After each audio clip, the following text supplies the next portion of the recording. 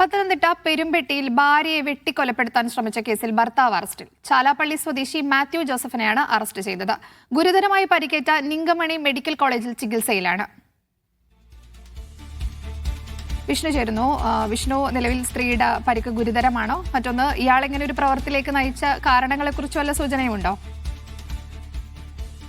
പത്തനംതിട്ട പെരുമ്പട്ടിയിലാണ് സംഭവം ഉണ്ടായത്. ചാലാപ്പള്ളി സ്വദേശി താളിനാക്കൽ മണ്ണിൽ റിജി എന്ന് വിളിക്കുന്ന മാത്യു ജോസഫാണ് പെരുമ്പട്ടി പോലീസിന്റെ പിടിയിലായത്. കഴിഞ്ഞ 20 വർഷമായി ഭാര്യയായി ഇയാളോടൊപ്പം താമസിക്കുന്ന ശോഭ എന്ന് വിളിക്കുന്ന നിഗംബണിക്കാണ് വെട്ടേറ്റത്. ചൊവ്വാഴ്ച രാത്രി 10 മണിയോടെയാണ് സംഭവം ഉണ്ടായത്. ചാലാപ്പള്ളിയിലുള്ള ATM നിന്ന് പണം എടുത്ത ശേഷം ഇറങ്ങിയായിരുന്നു നിഗംബണി. സ്ഥലത്ത് ഒരു സ്കൂട്ടറിലെത്തിയ മാത്യു സ്കൂട്ടറിൽ ഇടിച്ച് വീഴ്ച ശേഷം അരിവാൾ ഉപയോഗിച്ച് വെട്ടുകയായിരുന്നു. ഏതായാലും വലിയ ജീവിതത്തിന് ഹാനി സംഭവിച്ചിട്ടായിരുന്നില്ലെങ്കിലും വലിയ തരത്തിലുള്ള വെട്ട് തന്നെയാണ് ശരീരത്തിനേറ്റത്. സംശയം മൂലമാണ് മാത്യു ഭാര്യയെ ആക്രമിച്ചത്. നിഗംബണി കർണാടക സ്വദേശിനിയാണ്. വെട്ടേറ്റ് ഗുരുതരാവസ്ഥയിലായ ഇവരെ റാന്നി താലൂക്ക് ആശുപത്രിയിൽ നിന്ന് തുടർന്ന് കോട്ടയം മെഡിക്കൽ കോളേജിലേക്ക് മാറ്റിയിട്ടുണ്ട്. ഏതായാലും നിഗംബണിയുടെ